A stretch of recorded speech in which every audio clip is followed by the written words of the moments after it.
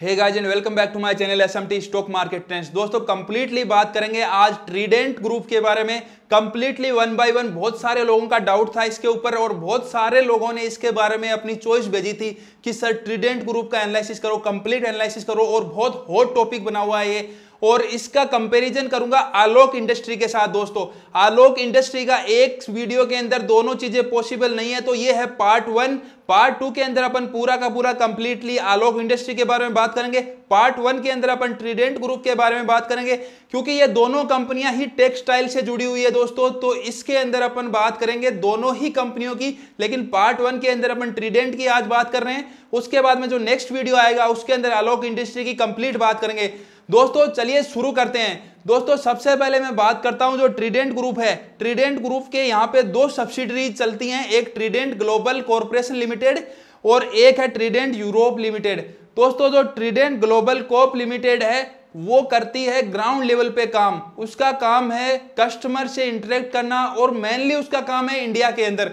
और दोस्तों जो ट्रीडेंट यूरोप लिमिटेड है उसका काम है ओवरसीज के अंदर। इसका 100 जो ग्लोबल कंपनीज है, 100 ग्लोबल कंट्रीज है, उनके अंदर इनका बिजनेस चलता है, तो वहां पे ये काम देखती है ट्रीडेंट यूरोप लिमिटेड।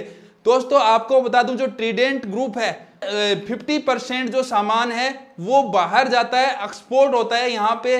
और अब बात करते हैं जो इसके प्रोडक्ट्स हैं, ट्रीडेंट ग्रुप के मेन प्रोडक्ट्स क्या क्या है, क्या क्या ये कंपनी बनाती है। दोस्तों उसके अंदर सबसे मेन है इसका जो यार्न टॉवल्स आती है, जो प्रीमियम क्वालिटी की टॉवल्स आती है, वो इसका बनाने का काम है। और वो देखो आप देख सकते हो ये टॉवल्स बनाती है। और उसके बाद में जो वीट होता है, जो गेहूं होता है, उसका जो बीच का स्टीम होता है, जो उसका तना होता है और जो उसका वेस्टेज होता है, उससे जो पेपर बनता है दोस्तों, उस पेपर को बनाने का काम करती है। ये इसके दो सबसे मेन प्रोडक्ट है ट्रीडेंट ग्रुप के। और इसका जो मेन फोकस है वो टेक्सटाइल इंडस्ट्री पे ही रहता है, जैसे कि आलोक इंडस्ट्री का भी सेम उसी पे रहता है। कपड़े और इन सारी चीजों के ऊपर इनका पूरा का पूरा मेन फोकस रहता है।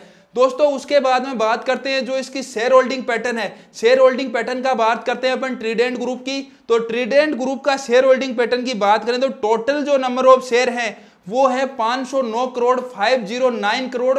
और उसके अंदर मैं बात करूं तो अगर डिवाइड करूं तो जो प्रमोटर्स हैं, प्रमोटर्स के पास 71% स्टेक हैं, जो एक कंपनी के लिए काफी अच्छी चीज है, क्योंकि जो स्टेक्स हैं, जो प्रमोटर्स के स्टेक्स जितने ज्यादा होते हैं कंपनी को उतनी ज्यादा स्टेबिलिटी मिलती है, उसकी प्राइस को उतनी ज्यादा स्टेबिलिटी मिलती है।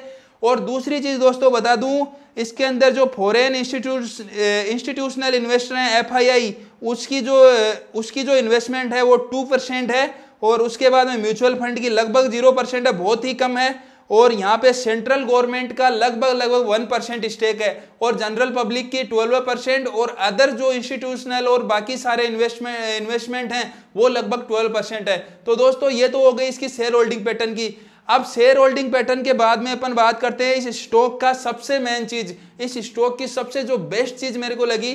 आपने बोला था सर इसका एनालिसिस करो, एनालिसिस करो, मैंने इसका बहुत ज्यादा एनालिसिस किया और उसके अंदर सबसे मेन देखने को चीज मिली, उसमें सबसे पॉजिटिव चीज है इसका डिविडेंड यील्ड।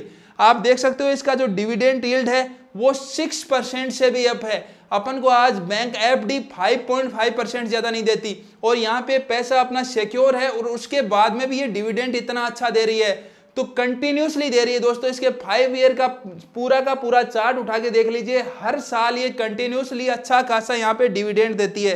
तो इसलिए मेरे को ये कंपनी काफी इंटरेस्टिंग लगी, मेरा इसके ऊपर उसके बाद में और ज्यादा इंटरेस्ट जगा जब ये सारी चीजें इस कंपनी के बारे में देखी। उसके बाद में दोस्तों आगे चलते हैं, जो इस कंपनी है इसके अंदर अभी जो रिसेंट डेवलपमेंट्स हुए हैं उनके बारे में बात कर लेते हैं। जो डेवलपमेंट आलोक इंडस्ट्री के अंदर हुए, जिसकी वजह से आज आलोक इंडस्ट्री का स्टॉक इतना अच्छा खासा भाग रहा है, वही डेवलपमेंट इसके अंदर देखने को मिल रहे हैं। जो 600 कंपनी, जो 600 कंपनीज हैं गवर्नमेंट ऑफ इंडिया ने जिनको रिकॉग्नाइज किया है मेडिकल किट बनाने के लिए, PPE किट बनाने के लिए, जो कोरोना वायरस और इन सारी चीज़ों, कोरोना वायरस के लिए जो यूज होते हैं PPE किट, वो बनाने के लिए इस कंपनी को भी टॉप कंपनीज के अंदर रिकॉग्नाइज किया है। तो ये PPE किट मैन्युफैक्चरिंग करने वाली आलोक इंडस्ट्री के लगभग बराबर ये कंपनी है। और उसके बाद में आप यहाँ पे देख भी सकते हो India 4.5 lakh PPE kit per day बना रहा है, जो कि वर्ल्ड में सेकंड नंबर पे आ गया है। इतनी ज्यादा क्वांटिटी में पीपीई किट प्रोड्यूस कर रहा है, दूसरे कंट्रीज को एक्सपोर्ट कर रहा है। अब आपको यहां पे बात बता दूं, आलोक इंडस्ट्री का जो बाहर का नेटवर्क था वो इतना अच्छा नहीं था, लेकिन इसका ट्रीडेंट ग्रुप का जो बाहर का नेटवर्क था, आपको पहले ही बता दिया इस चीज को। दूसरी जो सब्सिडरी थी इसकी, वो ट्रीडेंट यूरोप लिमिटेड, वो ऑलरेडी वहां पे एकदम 100 कंट्रीज के अंदर ऑलरेडी उसके अपना बेस है, पहले से बना हुआ हेड, उसके जो पहले से ऑफिस बने हुए हैं, तो इसके लिए इजी रहता है बाहर पीपीई किट को भेजना और वहां पे सेल करना। इसके लिए इजी रहता है क्योंकि इसका पहले से बेस बना हुआ है और ज्यादा है यूरोपियन कंट्री में। और आप देखोगे जो कोरोना वायरस का इफेक्ट आया है वो सबसे ज्यादा यूरोपियन कंट्री के अंदर ही आया है। तो दोस्तों अगर इस क्वार्टर का अपन को रिजल्ट आएगा, जब इस क्वार्टर का रिजल्ट आएगा तो आपको ये बात जान के हैरानी नहीं होगी कि इतने ज्यादा पीपीई किट बना रही है तो इसके अंदर जो प्रॉफिट है वो भी आपको अलग ही देखने को मिलेगा। दोस्तों इसके लिए मैं आपको बता दूं, जो इसके सीईओ हैं, जो चेयरमैन है राजेंद्र गुप्ता, इनका आप बयान यहां पे देख सकते हो। राजेंद्र गुप्ता ने अप्रैल में ही बोल दिया था ये चीज। Rajendra Gupta, chairman Trident group, said covid has changed everything.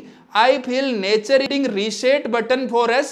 We cannot overlook massive drop in economy, but we should take this as an opportunity.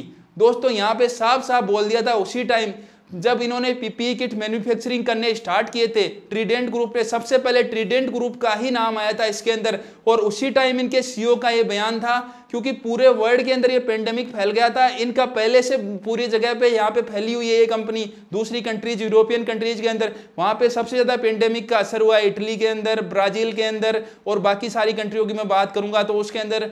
तो यहाँ पे इसके लिए ये बेनिफिट होता हुआ, मेरे हिसाब से ये बेनिफिट होता हुआ पक्का दिख रहा है। और आपको अंडर फ्यूचर आपको ये शेयर है इसके अंदर भी ये चीज देखने को मिलेगी।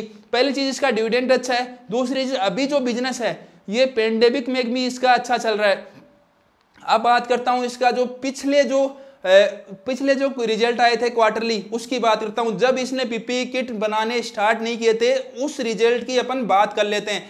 उसके अंदर दोस्तों अपन देखें तो जो नेट इनकम है वो इसकी डिक्रीज हुई है और वो भी कितनी हुई है, 990 करोड़ पे पहुंच गई है। दोस्तों यहां पे अपन बात करें तो पहले थी 1130, दिसंबर 19 के अंदर जो इनके जो रिजल्ट्स आए थे उनके 1130 थी करोड़ में, और उससे बाद में ये लगभग 1000 करोड़ के अंदर पहुंच गई, लगभग 100 करोड़ का नेट इनकम के अंदर यहाँ पे डिफरेंशिएट आ गया। दोस्तों ये इसका मेन रीजन ये था कि जो इसका मेन बिजनेस है वो बाहर था और बाहर की सारी कंट्रियों के अंदर जो माल है वो एक बार चाइना के ऊपर भी वो उस टाइम तक इफेक्ट हो गया था, इटली के अंदर भी इफेक्ट हो गया था और यूरोप के अंदर जो काफी अच्छा खासा इसका इम्पैक्ट देखने को मिल रहा था। लोग घरों से काफी कम बाहर निकल रहे थे जिसकी वजह से जो इसकी नेट सेल्स थी वो थोड़ी गिरी।